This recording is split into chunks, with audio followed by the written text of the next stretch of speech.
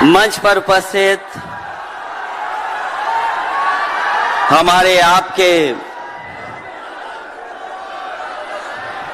और देश के बड़े नेता आदरणीय लालू प्रसाद यादव जी, जिन पर हमें और आपको विश्वास है, वो लगातार जन विश्वास यात्रा के माध्यम से आज ऐतिहासिक गांधी मैदान में ऐतिहासिक जन विश्वास महारैली के नायक नेता प्रतिपक्ष बिहार तेजस्वी प्रसाद यादव जी, कांग्रेस पार्टी के राष्ट्रीय अध्यक्ष आदरणीय मल्लिकार्जुन खड़गे जी,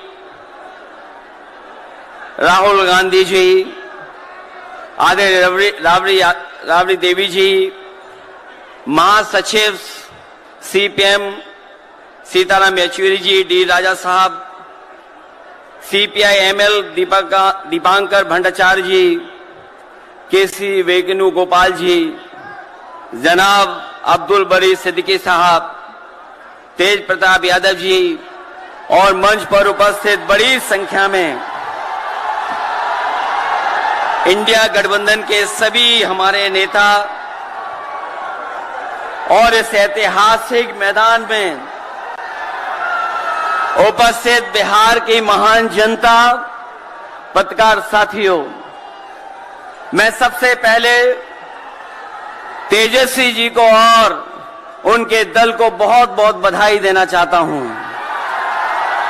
साथ ही साथ इस इंडिया गठबंधन और महागठबंधन के जितने भी दल हैं, जिनके कार्यकर्ता मैं देख रहा हूं मैदान में तो है ही, पटना के चारों तरफ और पटना की सड़कों पर मुझे दिखाई दिए हैं, जिन्होंने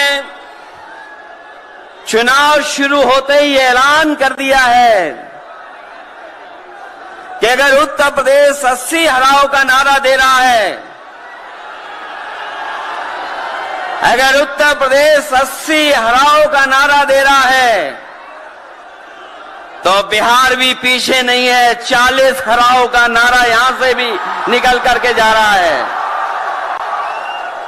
और अगर यूपी और बिहार मिलकर के 120 सीट हरा देंगे तो भारतीय जनता पार्टी का क्या होगा। मैं अभी सुन रहा था,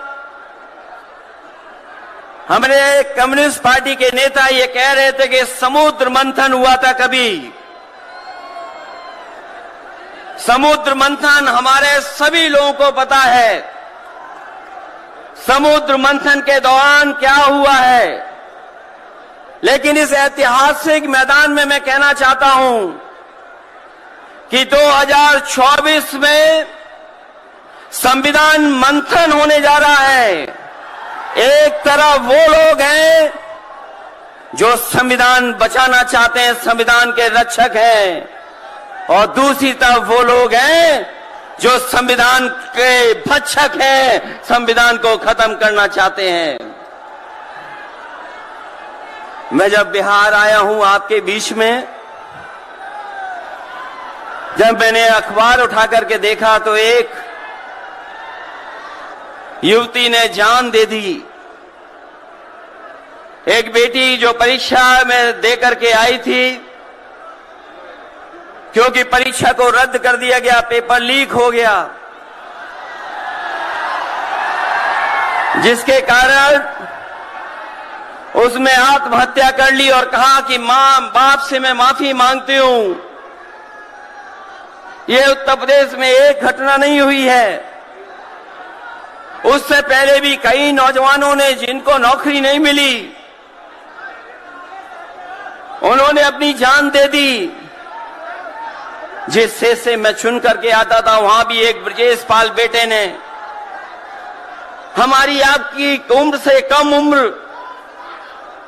उस नौजवान ने पढ़ी लिख ली डिग्री जो थी, उन डिग्रियों को जला करके और आत्महत्या कर ली। ये हालत है देश की। और वहां पर उत्तर प्रदेश में जहां पर से प्रधानमंत्री चुन करके जाते हैं, जनता ने भरोसा किया उन पर, उनको बहुमत दे दिया, लेकिन डबल इंजन की सरकार ने बेरोजगारी दी है। मुझे खुशी है कि तेजस्वी ने यहां पर नौकरियां दे दी, रोजगार दे दिए, और हम तो वहां 60 लाख बच्चे जिनको पेपर नहीं लिख पाए उनका हिसाब किताब लगाते हैं। उनका अगर हम बड़ा परिवार न माने, केवल 3 सदस्य परिवार के माने, बेटा और मां बाप, तो 60 का गुणा 3, 1,80,00,000 वोट और 1,80,00,000 लोगों को अगर हमने भाग दे दिया 80 लोकसभा से, तो केवल उत्तर प्रदेश में 2,25,000 हर लोकसभा में वोट कम हो गया है। लेकिन तेजस्वी ने बिहार में पलट करके दूसरा काम किया। अभी 3 लाख नौकरी दी, हिसाब लगा लो कितने परिवारों का जीवन बदला। और सोचो 10 लाख नौकरी मिल जाती तो कितना परिवारों का भविष्य बदल जाता। इसलिए जो लोग कहते हैं कि परिवार वाले हम लोग हैं, ये जो आरोप लगाते हैं परिवार वाला आरोप हम लोगों पर, मैं उन भारतीय जनता पार्टी के लोगों से कहना चाहता हूं कि भारतीय जनता पार्टी इस बात संकल्प ले कि किसी परिवार वाले को टिकट नहीं देंगे, और संकल्प ये भी ले कि किसी परिवार वाले से वोट मांगने भारतीय जनता पार्टी के लोग नहीं जाएंगे।